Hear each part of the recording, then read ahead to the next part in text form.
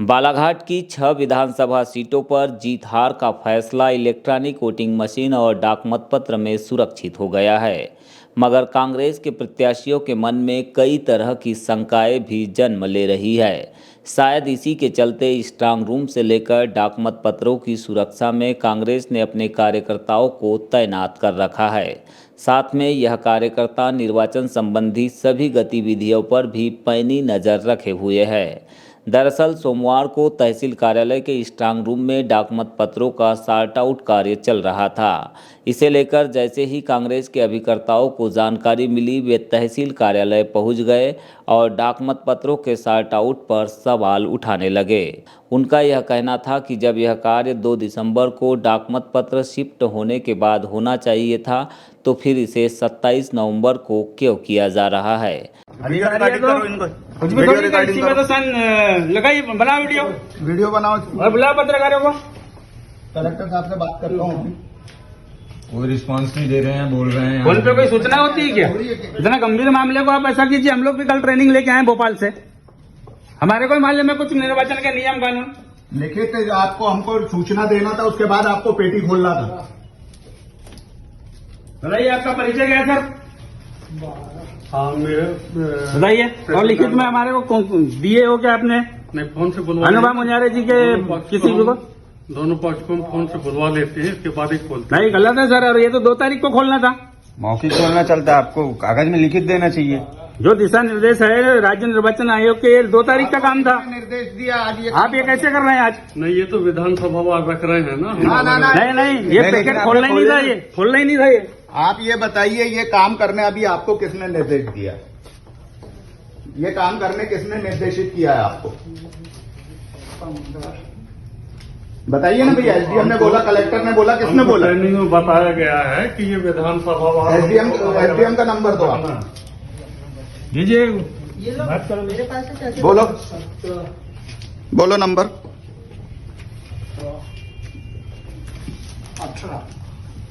94 25 48 40 97। 2 तारीख का काम आप 27 तारीख को कर रहे हैं। 2 तारीख का काम आप 27 तारीख को कर रहे हो। मैंने जब भी इनसे वही तो पूछा कि यहाँ कितने मतदाता है भाई टोटल, बोलते हमारे पास कोई जानकारी नहीं है। जानकारी नहीं है, और पूरे बैलेट पेपर और इनको सब इनका काम कर रहे हैं। बुलाओ वो पत्रकारों को, बुलाओ। लगा लगा जरा। हाँ, साहब बोल रहे हैं।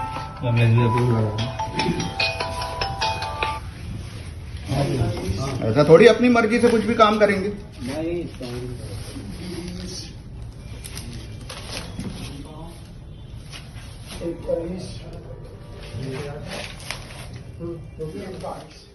इस विषय पर सॉर्ट आउट कार्य में लगे कर्मचारी अधिक जवाब नहीं दे पाए, लेकिन उनका कहना था कि इसकी सूचना पूर्व में सभी को दी गई थी। जब मामला तूल पकड़ने लगा, तब यहां पर कांग्रेस प्रत्याशी अनुभव मुजारे भी पहुंच गई। वहीं बालाघाट एसडीएम गोपाल सोनी भी मौके पर पहुंचे। इस दौरान कांग्रेस प्रत्याशी और एसडीएम के बीच चर्चा हुई, जिसके बाद एसडीएम की ओर से यह बताया गया कि यह सब कार्य निर्वाचन प्रक्रिया के अनुसार ही चल रहा है। 2 दिसंबर को अस्थायी स्ट्रांग रूम से पॉलिटेक्निक कॉलेज में डाक मतपत्र पहुंचाने से पहले का कार्य चल रहा है, जिससे कि डाक मतपत्रों की गणना के दौरान परेशानी न हो। उनके द्वारा दी गई इस जानकारी के बाद लगभग मामला शांत भी हो गया था, लेकिन सवाल यह उठ रहा है कि जब डाक मतपत्रों के सॉर्ट आउट का कार्य पूर्व सूचना के अनुसार ही चल रहा था, फिर कांग्रेस प्रत्याशी के अभिकर्ताओं को इससे आपत्ति क्यों हुई? और जब सूचना प्रत्याशियों तक दी गई, फिर यहां पर भाजपा के अलावा विधानसभा का चुनाव लड़ने वाले अन्य प्रत्याशियों के अभिकर्ता क्यों नहीं थे? उनके आने से पहले ही डाक मतपत्रों का सॉर्ट आउट कार्य कैसे चल रहा था, जिसे लेकर अब कई सवाल उठ रहे हैं। मतपत्रों की गिनती नहीं हो रही है, सॉर्ट आउट किया है। और मुझे सूचना के नहीं, सूचना लिखित में है कि प्रतिदिन 3 बजे खुलेगा, तो 3 बजे की रूटीन में हम लोग 50-50 के जो बंडल होते हैं वही कर रहे हैं। उसके अलावा कोई क्योंकि शहर में तो बड़ी अफवाहें फैली हुई है, इसलिए तो मेरे को आना पड़ा। हम लोग इस मामले में बिल्कुल आप निश्चिंत रहें। अरे नहीं रहते ना, अगले बार भी ऐसी हुआ था। निश्चित है, हरा दिए चुनाव, जीता हुआ प्रशासन ने हरा है चुनाव। मेरा ये निवेदन है। देखिए, ऐसा है कि जो पोस्टल बैलेट का हमारा अस्थायी स्ट्रांग रूम है, तहसील के कक्ष क्रमांक 8 में बना हुआ है और यहाँ बाकायदा सीसीटीवी कैमरे लगे हैं, 1-4 की गार्ड लगी हुई है और जो राजनीतिक दल है, अभ्यर्थी है, उनको बाकायदा लिखित सूचना और उनको डेली जब हमारा 3 बजे खुलता है ये स्ट्रांग रूम, क्योंकि डेली हमारे ईटीपीबीएस आते हैं, उन ईटीपीबीएस को यहाँ रखने के लिए और बाकी शॉर्टिंग वगैरह करने के लिए आज ये स्ट्रांग रूम खोला गया था। राजनीतिक दल के अभ्यर्थी भी प्रतिनिधि भी यहाँ पर रहे हैं। कुछ लोगों को शायद इसमें कन्फ्यूज़न हो गया कि साहब वहाँ पोस्टल बैलेट को खोल के बगरा दिया गया और ये वो, तो ऐसा कुछ नहीं है, क्योंकि हमारे फैसिलिटेशन सेंटर में अन्य 5 विधानसभाओं के भी मत डले हैं, उनको शॉर्टिंग करके और 50-50 के बंडल बनाकर उसको व्यवस्थित किया जा रहा है। बाकी इसके अलावा और कोई कार्रवाई नहीं। सीसीटीवी एक अंदर भी लगा हुआ है और एक बाहर भी हमने लगाया सुरक्षा के हिसाब से। अभी सोशल मीडिया के माध्यम से एक वीडियो जो वायरल हो रहा है, जिसमें निर्वाचन के कुछ कर्मचारी जो हैं बैलेट मतपत्र जो है उनको कुछ करते हुए उनके साथ नजर आ रहे हैं। इस मामले में हमने राज्य निर्वाचन आयोग को शिकायत प्रेषित कर दी है।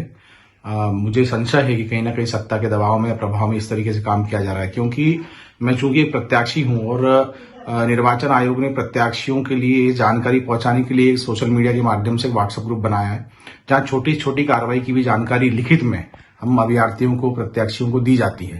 परंतु बैलेट पेपर अगर कहीं से आ रहे हैं या उनका संनगरीकरण किया जा रहा है या उस विषय में कोई भी काम किया जा रहा है, उसकी जानकारी हमें नहीं दी गई थी। इससे संशय पैदा होता है, शक की स्थिति पैदा होती है। बालाघाट जिला निर्वाचन द्वारा इस तरह की कार्रवाई जो है वो पारदर्शिता के खिलाफ है और निर्वाचन के नियमों के खिलाफ है और हमने इस मामले में राज्य निर्वाचन आयोग से शिकायत की। हम चाहते हैं कि इसकी निष्पक्ष जांच हो और अगर किसी भी तरीके की छेड़छाड़ की गई है बैलेट पेपर से या डाक मतपत्रों के को कहीं ना कहीं कुछ गड़बड़ करने का प्रयास किया गया तो इसमें कार्रवाई होनी चाहिए। कंफ्यूजन ये था कि जो हमारे कार्यालय तक खबर आई कि गिनती हो रही है, गिनती का अर्थ ये हो जाता है कि मतपत्रों को गिनना। आके देखा गया यहाँ तो पूरे पोस्टल वोट खुले हुए थे। खुले से तात्पर्य कि अलग अलग बंच रखे हुए थे, लिफाफे रखे हुए थे। उसी बात को लेके और जो व्यक्ति यहाँ जवाबदारी से बैठा हुआ था वो व्यक्ति जवाबदारी से हमको जवाब नहीं दे पा रहा था। हम जो चीज़ पूछ रहे थे वो बताने में असमर्थ था। इस वजह से हमें कलेक्टर साहब से बात करनी पड़ी। कलेक्टर साहब ने एसडीएम साहब से बात की है। एसडीएम साहब यहाँ उपस्थित हुए और सारी जानकारी क्लियर की गई। अब संतुष्ट है ना? हाँ, हम संतुष्ट हैं। हमारा ये कहना था कि हमें सूचना दे दी जाए। सूचना देने के बाद अगर कोई काम होता है तो उन्होंने इस बात को भी एक्सेप्ट किया कि सूचना पहुंचाई जा रही है और जो वर्क हो रहा है उसमें वर्तमान में हमारा एजेंट बैठ के काम। और हम तो कब से चुनाव लड़ रहे हैं, 46 साल से चुनाव लड़ रहे हैं हम। तो कभी नहीं देखा ऐसे कि कहीं तहसीलदार के ऑफिस में बैठ के उसको बॉक्स खोल रहे हैं और गिनती कर रहे हैं डाक मतपत्रों की। कभी भी नहीं देखा है। साफ साफ बेईमानी है, साफ साफ। और जो जो अधिकारी वहाँ पर ये गिनती कर रहे थे, वहाँ पर उसमें एक तो गौरीशंकर बिसेन का खास आदमी जो रिटायर्ड भी हो गया शिक्षक है, उसको उन्होंने आपका केजी बिसेन, उसका कृष्ण कुमार बिसेन नाम है उसका, रहने वाला भी लालबर्रा का है। वो लालबर्रा जनपद ब्लॉक से रिटायर हुआ है। वो रहता अभी इधर प्रेम नगर में, नर्मदा नगर में रहता है वो, केजी बिसेन। और उसको बोल रहे हैं कि हमने ये उनकी पार्टी का एजेंट है वो। तो एजेंट है तो एक ही एजेंट आ रहा है, बाकी पार्टी के एजेंट क्यों नहीं गए? कांग्रेस का एजेंट है, निर्दलीयों का एजेंट है, बीएसपी का एजेंट है, और भी लोग हैं, उनके एजेंट क्यों नहीं बुलाए गए? और पहली बात तो आज उनको हाथ ही नहीं लगा सकते उसको, ये मशीन को या नकली वो जो मतदान डाले डाक मतपत्रों को हाथ नहीं हाथ लगा सकते। 3 तारीख को ही वहाँ खोला जाएगा सबके सामने, वहीं पे शॉर्टिंग की जाएगी, वहीं पे सब कुछ होगा। इन सब के अलावा यहाँ पर मौजूद भाजपा के एक अभिकर्ता केजी बिसेन और निर्वाचन कार्य में ड्यूटी कर रहे एक कर्मचारी शरद बिसेन की उपस्थिति पर भी सवाल उठ रहे हैं। बताया जा रहा है कि केजी बिसेन सेवानिवृत्त कर्मचारी है और वे भाजपा उम्मीदवार गौरीशंकर बिसेन के अभिकर्ता के तौर पर उपस्थित थे, जबकि शरद बिसेन शासकीय कर्मचारी के तौर पर निर्वाचन कार्य में ड्यूटी लगाए जाने की वजह से उपस्थित थे। इससे यह तो समझ में आता है कि दोनों अलग अलग कारणों से उपस्थित थे, लेकिन एक सवाल ये भी है कि शरद बिसेन जो कि शासकीय कर्मचारी है, वह बालाघाट विधानसभा में चुनाव लड़ने वाले 2 प्रत्याशी गौरीशंकर बिसेन और विशाल बिसेन का रिश्तेदार भी है। आखिरकार उसकी ड्यूटी यहाँ पर कैसे लगाई गई, इसका भी जवाब जिला निर्वाचन अधिकारी को देना चाहिए।